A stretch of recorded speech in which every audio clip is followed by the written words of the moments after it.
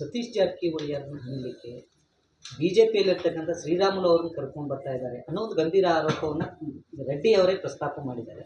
ಆ ವಿಚಾರಕ್ಕೆ ಸಂಬಂಧಪಟ್ಟಂತೆ ಏನಾದರೂ ಅಂತ ಬೆಳವಣಿಗೆ ಕಾಂಗ್ರೆಸ್ನಲ್ಲಿ ನಡೆದಿದೆ?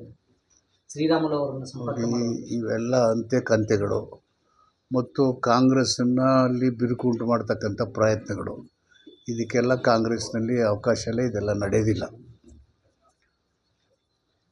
ಒಂದು ವೇಳೆ ಬಂದರೆ ಸ್ವಾಗತ ಮಾಡ್ಕೊಳ್ತೀರಾ? ಅಂದರೆ ಆ ಪ್ರಸ್ತಾವನೆ ಇಲ್ವಲ್ಲ ಸದ್ಯಕ್ಕೆ. ಹಿಪ್ಸ್ ಆ್ಯಂಡ್ ಬಟ್ಸ್ ಯಾಕೆ? That question is not there before us. DKಶಿ ಅವರೇ ಹೇಳಿದ್ದಾರೆ ಸರ್, ನಾನು ಹಿಂದೆ ಕರೆದಿದ್ದೆ ಅನ್ನೋ ಒಂದು ವಿಚಾರವನ್ನು ಕೂಡ ಹೇಳಿದ್ದಾರೆ. ಚುನಾವಣೆ ನಡೆಯೋ ಸಂದರ್ಭದಲ್ಲಿ ಅವರು KPCC ಅಧ್ಯಕ್ಷರಾಗಿ ಪಕ್ಷದ ಗೆಲುವು ಸಾಧಬೇಕಾದ್ರೆ ಅನೇಕ ತಂತ್ರ ಕಾರ್ಯಕ್ರಮ ಬಳಸೋದು ಅದು ಒಂದಾಗಿರ್ಬೋದು. ಆಗ ಚುನಾವಣೆ ಜನ ನಮ್ಗೆ ಆಶೀರ್ವಾದ ಕೊಟ್ಟಿದ್ದಾರೆ, ಸರ್ಕಾರ ನಡೆಸ್ತಾ ಇದ್ದೀವಿ.